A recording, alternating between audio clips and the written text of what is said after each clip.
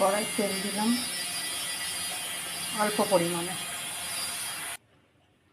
এবারে দেব 5 ফোড়ন, তারপরে দেব আমশি, দিয়ে ভালো করে নাড়তে হবে।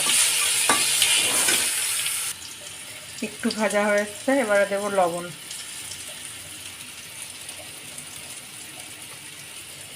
হলুদ, টকে একটু হলুদ আর একটু লবণ বেশি দিতে হয়, দিয়ে ভালো করে একটু নেড়ে নেব। একটু ভাজা ভাজা হয়ে গেছে, এবার জল দিয়ে দেব।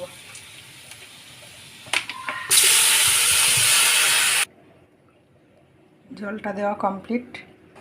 এই যে কাঁকড়া দিয়ে টক বানাবো। ঝোলটা ফুটে গেছে, এবার কাঁকড়াগুলো দিয়ে দেব।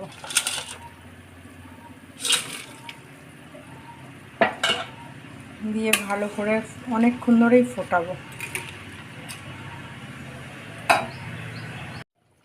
হয়ে গেল কাঁকড়ার টক, এবারে নামিয়ে নেব।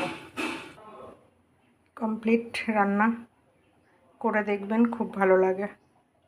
ভালো লাগলে একটা লাইক করে পাশে থাকবেন, শেয়ার করবেন, কমেন্ট করবেন, কেমন লাগলো অবশ্যই জানাবেন। নমস্কার।